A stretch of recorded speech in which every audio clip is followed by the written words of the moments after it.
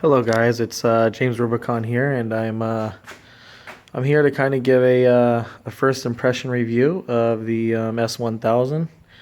I've had it out 2 days now, and I did post a video earlier of the first ride I did, and I'm just gonna kind of tell you guys right now that I am no way a professional YouTuber when it comes to video editing and speeching, and I don't edit what I say. I just kind of go off my head, and so sometimes my speaking can sound choppy because I'm not scripted. So bear with me. I kind of do reviews based on what I don't find on YouTube for myself for review. And with that being said, I just kind of want to give what I couldn't find, which was on my mind. So anyway, guys, with that being said, the only thing I can really compare this machine to is the XP1000. That was the biggest weight on my decision of which machine that I chose. And I'm gonna have to say, guys, for you guys out there that are really having a problem choosing, it is a tough decision. And the fact that they're both pretty much the same price even kind of makes it more of a tough decision. And I understand. I really do understand. So I just want to say that I am yet again happy with my decision. So I'm going to talk a little bit about the XP1000. And I'm going to talk about it because most people, when I say most people, they choose their machine based on looks. And it almost got me too. And the reason why I say that is because if you have this machine next to an XP1000, I ain't gonna lie, man, we all know the XP1000 Razor looks mean. And it is mean. But is it the right machine for you? And what I mean by that is, are you really gonna use the machine to its potential? And I have to say, with everyone I know, and I ride with a lot of people, and I talk to a lot of people, it's my favorite thing to do. I have to say most people don't use the machines to their abilities. These are performance machines that are tuned, designed, and built for purposes that most people that buy them cannot push them to. Now, with that being said, the XP, when you look at it, and it has the long suspension travel, and it's a foot longer, and it's 4 inches wider, so it's not too much wider. And I have to say, when we were riding today with the XP1000s, I just got the GoPro hooked up right now. I wish I would have had it today to show you guys, but I also drove the XP1000 again today just to make sure that I made the right decision, and I am, right? If you know that you're not gonna jump the machine, at 80 miles an hour, and if you know that that's not in your personality type of riding, then I'm 100% honest and trying to give you my opinion for you try to make a decision that the XP1000 is not going to be for you. So today when we were racing on dirt roads, I was beating the XP1000 pretty good. I mean, the distance was pretty substantial, and I'll tell you why. The XP1000 is awesome, and it is a great machine. But it has bigger tires and bigger rims, so the machine already stands taller, and it is longer, which is okay. But there's so much sway in the suspension, and people call it body roll, and in a sense it is body roll, but most of it is just suspension. So it gives the impression that it's unstable, which doesn't necessarily mean that it is, but it gives the rider the impression. And what it does is it kind of slows the driver down to make him feel more safe. And I am a victim of this today. I let my buddy drive this, and I drove his XP. And at the same speeds, we're doing about 65, 70 on dirt roads. And I have to say, in the XP, I was a lot more nervous driving at that speed and doing corners and sliding because there's so much roll in the suspension that I had to break it because it felt unstable to me. Not saying the machine was. For you guys are going to comment on this and say, it's not, and I understand. It's a great machine. I'm saying how the machine handles to where it makes most riders feel. Now with this, the way this machine, the S1000 is designed, is freaking amazing. I mean, the suspension for it, it's not the best jumping machine. It does do jumps great. I mean, we were doing 10, 15 foot doubles today, and it was awesome. This thing was doing great, and that's the kind of riding I am. I think the farthest I flew today was about 28 feet, and that was enough for me, dude. I mean, it was fun. And it handled it great. So is this not a jumper? I would say it is a jumper. It just ain't going to go in the dunes and jump 100 foot like some of the XPs can, or the turbo. So let's talk a little bit about power. I know I'm kind of scattered brain, and maybe I'm jumping to different reviews on things with this right now. And I told you, I'm not edited. I'm just going based on what I feel you guys would want to know if you're going to make a decision. Now, power. Driving both of them today, I absolutely feel like the Razor S1000 is quicker to 60 miles an hour. And I have to say, after 60, the XP kind of pulls away a little bit. Not a lot. Not like some of these videos where they're walking away on them. I don't understand those videos because I'm actually doing this.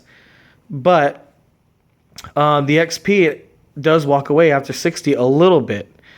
I'm talking like you're barely watching them pull. It's kind of like when you watch an XP 900 versus an XP 1000. It's kind of like that a little bit in a sense. And I'm going to tell you why. A little bit about my history. I've been building race motors for Hondas for a long time. My fastest car I built was a 10-second hatch. And I'm going to tell you a little bit about what's going on with the engine here versus the XP. I'm going to show you right here with the camera. So, see the header right here? The header on this motor is about a half an inch, or maybe it looks like even a quarter inch smaller than the one on the XP. And that's something I need to do research on because I'm pretty sure it's the same motor, what I've been studying everything on. And this also, it's a 2-1, right? Or it's 2-1. But on this one, it's 2-1 sooner. And let me show you with my hand here. What I mean by that is that right here, it comes off 2, and then it goes into 1. And what that does is that makes it more torquey. And that's probably why I think this has the edge on the XP, is the design of the header. Now, the XP has a longer 2-1. Okay, and what that does is give higher horsepower. And everyone knows that knows anything about motors that torque gets you there, torque gets you there, and horsepower is top speed. And so I think that's where the XP has the effect on the S1000 when it comes past 60, is due to the different intake design and the more aggressive header. So I'm kind of figuring out why in my own justice because no one else can do a review on that. So that's my opinion. And with me building motors and knowing like what headers do and different intakes do, that's my conclusion. And like I said, please don't hate on the channel. If you feel like you know something else that I don't, please just go ahead and comment it. I'm looking forward to it and appreciating debating on it. I love this kind of stuff.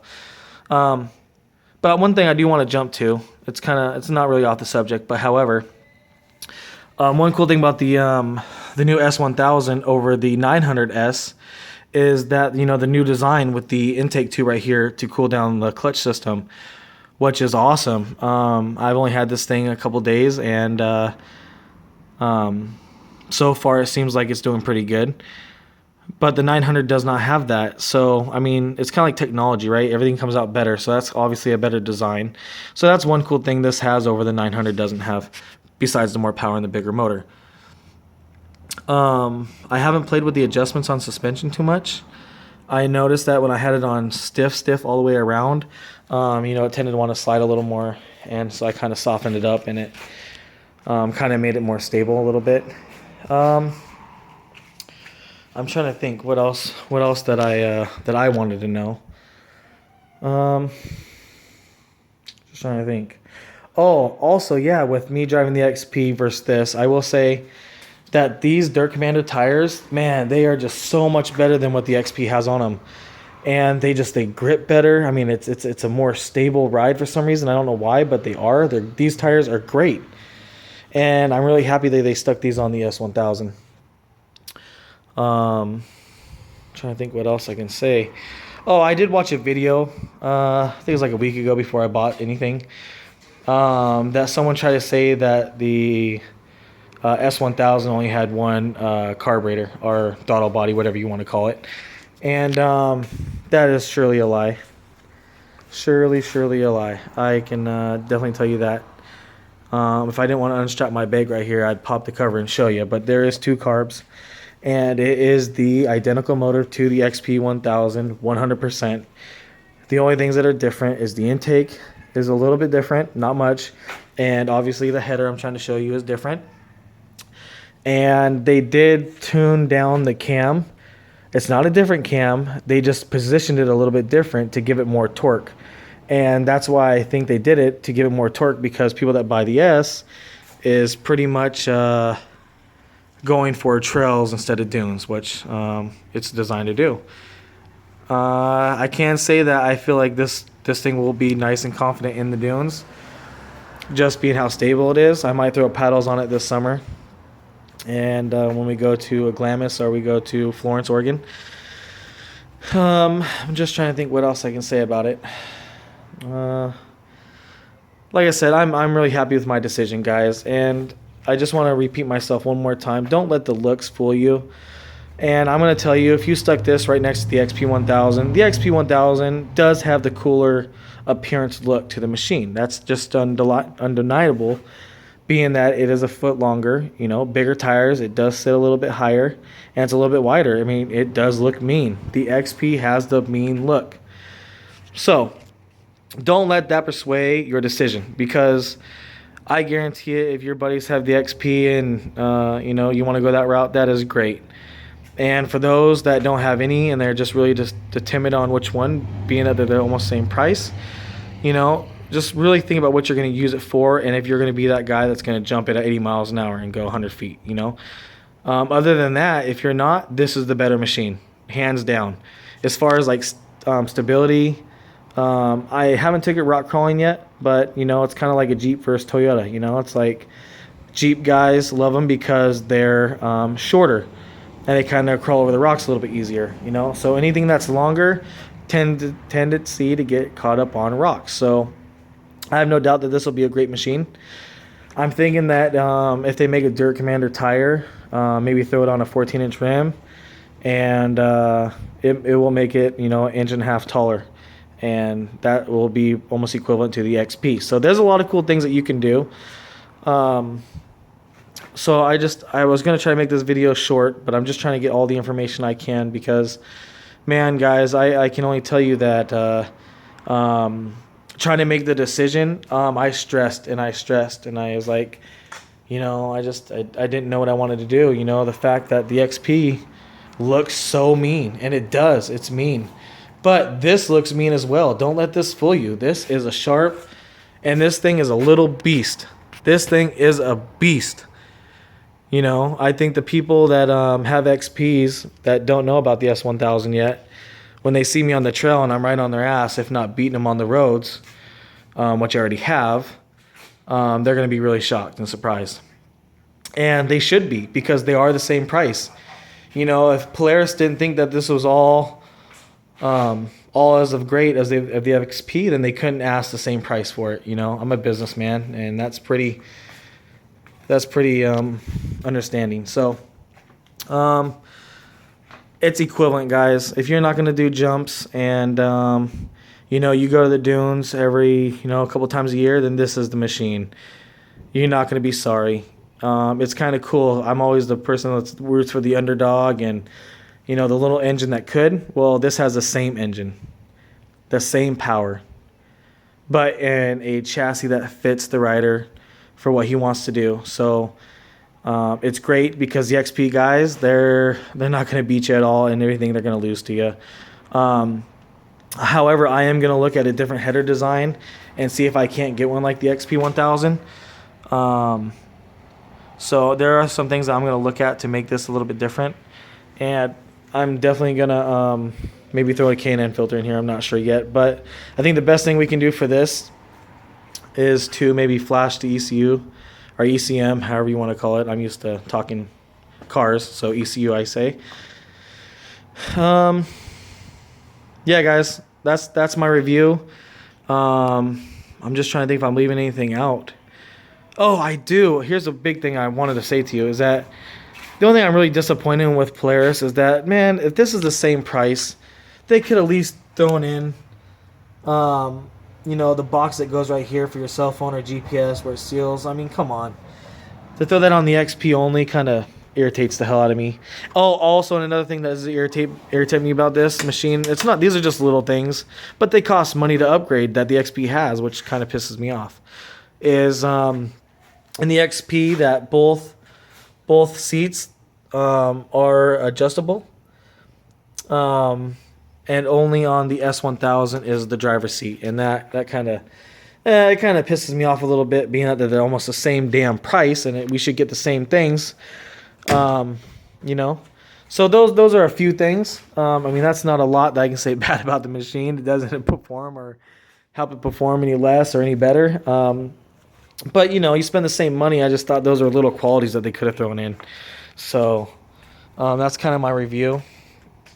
This, like I said, guys, this machine is great. I do recommend it for sure. If you live in Oregon, or if you live in California, or if you live anywhere for that matter that has dunes, and that's your main riding, I think the better is to go turbo or the XP. And that's just because, you know, the XP will handle better for longer bumps or whoops in the desert or the sand more than this will, and that's due to how long it is. I haven't had this one ever get out of control on me, and I've been doing 65, 70 around corners. You know, all the holes and gravel roads and potholes and dirt holes and whoops, man. This thing just sucks it up. You barely feel that it's there at speeds. You just got to learn how to handle the steering when it's floating a little bit, you know, going so fast and sliding. It's great, you know. You never have no worries of feeling tippy or rolling at all at speeds, and that's just awesome. That's something that you will not get in the XP, and that's a fact. It's just the way the machine is designed. It doesn't make it unstable, like I said, but it's just the way it is. You know, you have more suspension travel, you're going to have more body roll.